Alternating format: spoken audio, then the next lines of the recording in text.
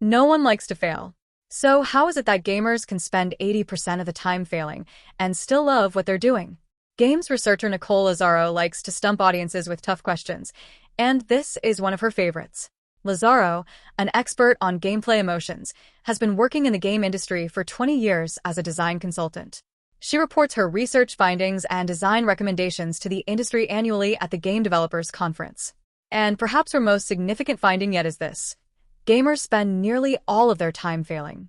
Roughly 4 times out of 5, gamers don't complete the mission, run out of time, don't solve a puzzle, lose the fight, fail to improve their score, crash and burn, or die. Which makes you wonder, do gamers actually enjoy failing? As it turns out, yes.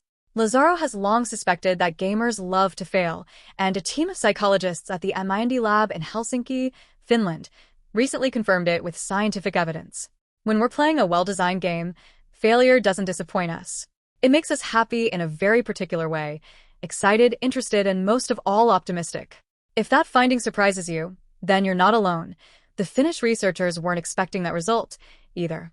But today, the Fun Failure Study is considered one of the most important findings in the history of video game research. It helped pinpoint for the first time exactly how a well-designed game helps players develop exceptional mental toughness. Why failure makes us happy. The Mind Lab is a state-of-the-art psychophysiology research center packed with biometric systems designed to measure emotional response, heart rate monitors, brainwave monitors, electrical sensors, and more. In 2005, to kick off a new research effort focused on emotional response to video games, the lab invited 32 gainers to play the highly popular Super Monkey Ball 2 while hooked up to the biometric monitors. In the bowling-style game, players roll monkey balls, or transparent bowling balls with monkeys inside them, down crooked bowling lanes that happen to be floating in outer space. Throw a gutter ball at any point, and the monkey rolls right off the edge of the lane, whirling off into the atmosphere.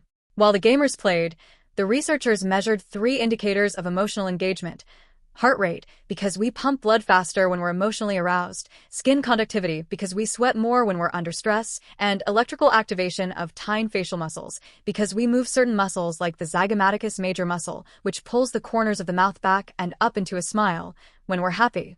After collecting all of this physiological data, the researchers compared it against a log of key gameplay events, just before rolling the monkey ball, the moment of a successful strike, just after a gutter ball, and so on. Their goal: to identify what triggered the strongest emotional reactions, both positive and negative. The Mind Lab team expected that gamers would exhibit the strongest positive emotion when they earned high scores or when they completed difficult levels. In other words, during the triumphant Fiero moments. The players did indeed show peaks of excitement and satisfaction during these moments. But the researchers noticed another set of positive emotion peaks that caught them off guard. They found that players exhibited the most potent combination of positive emotions when they made a mistake and sent the monkey ball veering off the side of the lane. Excitement, joy, and interest shot through the roof the second they lost their monkey ball. Initially, the researchers were perplexed by the gamers' positive emotional reaction to complete and unquestionable failure in the game. When we fail in real life, we are typically disappointed, not energized. We experience diminished interest and motivation. And if we fail again and again, we get more stressed, not less. But in Super Monkey Ball 2, failure seems to be more emotionally rewarding than success. What was so interesting about failure in Super Monkey Ball 2? And why would it make gamers happier than winning? The Mind Lab interviewed the players and consulted with game designers in order to make sense of their findings. After much consideration, they concluded failure in Super Monkey Ball 2, in an odd way, was something players could be proud of. Whenever a player made a mistake in Super Monkey Ball 2, something very interesting happened, and it happened immediately. The monkey went whirling and wailing over the edge and off into space. This animation sequence played a crucial role in making failure enjoyable. The flying monkey was a reward. It made players laugh. But more importantly, it was a vivid demonstration of the player's agency in the game. The players hadn't failed passively. They had failed spectacularly and entertainingly. The combination of positive feeling and a stronger sense of agency made the players eager to try again. If they could send a monkey into outer space, then surely they could knock over a few bowling pins or roll over a few more bananas next time. When we're reminded of our own agency in such a positive way, it's almost impossible not to feel optimistic. And that's the positive effect the researchers were measuring in the Mind Lab: excitement, joy, and interest. The more we fail, the more eager we are to do better. The researchers were able to demonstrate this. The right kind of failure feedback is a reward. It makes us more engaged and more optimistic about our odds of success. Positive failure feedback reinforces our sense of control over the game's outcome. And a feeling of control in a goal-oriented environment can create a powerful drive to succeed. Another player describes this phenomenon perfectly. Super Monkey Ball is pretty much the dictionary definition of addictive. It brilliantly balances the intense frustration at failing to complete a course with the absolute desire to have just one more go. To optimists, setbacks are energizing, and the more energized we get, the more fervently we believe that success is just around the corner. Which is why, on the whole, gamers just don't give up. We aren't used to feeling so optimistic in the face of things that are extremely difficult for us. That's why so many gamers relish wickedly hard game content. Nearly every review you'll find of the Super Monkey Ball games praises them with descriptions such as insanely frustrating and fiendishly difficult. We like it that way, precisely because it's so rare in real life to feel sincere, unabashed hope in the face of such daunting challenges. It helps, of course, that gamers believe they have every chance of success when they sit down to play a new game. Justifiable optimism is built right into the medium.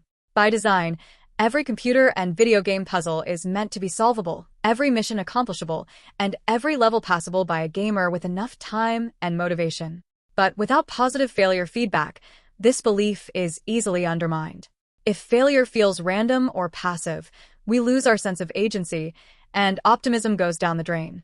As technology journalist Clive Thompson reminds us, it's only fun to fail if the game is fair, and you had every chance of success. That's why Nicole Lazzaro spends so much time consulting with game developers about how, exactly, to design failure sequences that are spectacular and engaging. The trick is simple, but the effect is powerful. You have to show players their own power in the game world, and if possible elicit a smile or a laugh. As long as our failure is interesting, we will keep trying, and remain hopeful that we will succeed eventually. Which gives us our next fix for reality. Fix number 4. Better hope of success. Compared with games, reality is hopeless. Games eliminate our fear of failure and improve our chances for success.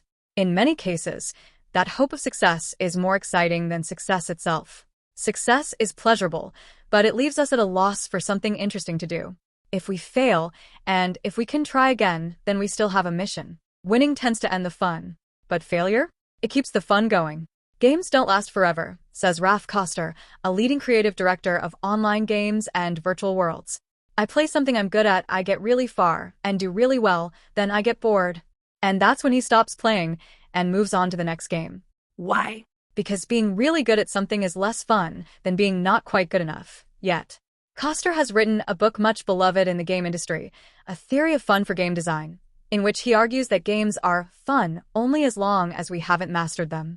He writes, fun from games arises out of mastery. It arises out of comprehension. With games, learning is the drug, and that's why fun in games lasts only as long as we're not consistently successful. It's something of a paradox. Games are designed for us to learn them, get better at them, and eventually be successful. Any gamer who puts in the effort can't help but get better. And yet the better we are at a game, the less of a challenge it presents. Harder levels and tougher challenges can keep the feeling of hard fun alive for a while. But if we keep playing, we keep getting better, and so it's inevitable. The unnecessary obstacle becomes less of an obstacle over time. That's why, Koster says, the destiny of games is to become boring, not to be fun. Those of us who want games to be fun are fighting a losing battle against the human brain. Fun will always morph into boredom once we pass the critical point of being reliably successful. This is what makes games consumable. Players wring all the learning and fun out of them. Fun failure is a way to prolong the game experience and stretch out the learning process. Meanwhile, when we can enjoy our own failure, we can spend more time suspended in a state of urgent optimism, the moment of hope just before our success is real, when we feel inspired to try our hardest and do our best. Learning to stay urgently optimistic in the face of failure is an important emotional strength that we can learn in games and apply in our real lives. When we're energized by failure, we develop emotional stamina. And emotional stamina makes it possible for us to hang in longer, to do much harder work, and to tackle more complex challenges. We need this kind of optimism in order to thrive as human beings. Scientists have found that optimism is closely correlated to a higher quality of life in pretty much every way imaginable. Better health, a longer life, less stress and anxiety, more successful careers, better relationships, more creativity, and more resilience in the face of adversity. This isn't surprising. Optimism is what allows us to take action to improve our lives and the lives of others. It allows us to flourish, to create the best life possible for ourselves.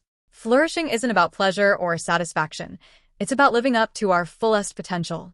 And to truly flourish, we have to be optimistic about our own abilities and opportunities for success. In fact, optimism about our own abilities not only makes us happier in the moment, it also increases our likelihood of success and feeling happier in the future.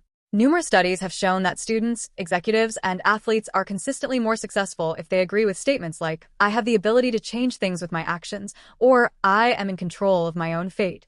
Other studies show that when we're in an optimistic state of mind, we pay more attention, think more clearly, and learn faster. Hope primes our minds for real success. Of course, it's possible to go overboard. Too much optimism can be as harmful as too little. We have to have the right level of optimism for the occasion. Martin Seligman recommends adopting what he calls flexible optimism, continually assessing our abilities to achieve a goal and intensifying or reducing our efforts accordingly. When we practice flexible optimism, we see more opportunities for success, but we don't overstate our abilities and we don't overestimate the amount of control we have over an outcome. And we reduce our optimism when we get feedback that we're pursuing unattainable goals or operating in a low-control environment. We recognize that our time and energy would be better spent elsewhere. Games are perfect environments for practicing flexible optimism, and we do need help practicing more flexible optimism in everyday life. Randolph Ness, a professor of evolutionary medicine at the University of Michigan, believes that our happiness depends on it, and has depended on it since the earliest days of human civilization. Ness' research focuses on the evolutionary origins of depression. Why does depression exist at all? If it stayed in our gene pool for so long, he argues, there must be some evolutionary benefit. Ness believes that depression may be an adaptive mechanism meant to prevent us from falling victim to blind optimism and squandering resources on the wrong goals. It's to our evolutionary advantage not to waste time and energy on goals we can't realistically achieve. And so when we have no clear way to make productive progress, our neurological systems default to a state of low energy and motivation. During this period of mild depression, Ness theorizes, we can conserve our resources and search for new, more realistic goals. But if we persist in pursuing unattainable goals, then Ness proposes the mechanism kicks into overdrive, triggering severe depression. Ness thinks this mechanism, and our tendency to set unrealistic goals, may be the cause of much of the current depression epidemic in the United States. We set extreme goals: fame, fortune, glory, and supersized personal achievements. We're encouraged, says Ness, to believe that we can do anything we set our hearts to, and then we try to achieve dreams that are just unrealistic. We don't pay attention to our real skills and abilities, nor do we put our efforts toward the goals we are capable of achieving. We're distracted by extreme dreams, even when our evolutionary mechanism kicks in, signaling our ill-fated efforts. But games can take us out of this depressive loop. They give us a good reason to be optimistic, satisfying our evolutionary imperative to focus on attainable goals. As happiness researcher Sonia Lyubomirsky writes, we obtain maximum happiness when we take on flexible and appropriate goals. Good games provide a steady flow of actionable goals in environments we know are designed for our success, and they give us the chance to inject some flexible and appropriate goals into our daily lives whenever we need them most. The success we achieve in games is not, of course, real-world success. But lure many people it is more realistic than the kinds of success we put pressure on ourselves to achieve, whether it's money, beauty, or fame. It's depressing to spend our lives pursuing unrealistic goals. For anyone who wants to opt out of this culture of extreme dreaming, games help enormously. They shift our attention away from depressing goals and train us to be more flexibly optimistic. Today's best games help us realistically believe in our chances for success. Of course, this might not be a perfect solution to the problem of unattainable goal setting in contemporary society. But in the meantime, it does make us feel better and builds our capacity for flexible optimism. We can opt out of whatever the dream is supposed to be and focus our efforts instead on goals that give us real practice at working hard, getting better, and mastering something new. Take, for example, the wildly popular video game Rock Band 2.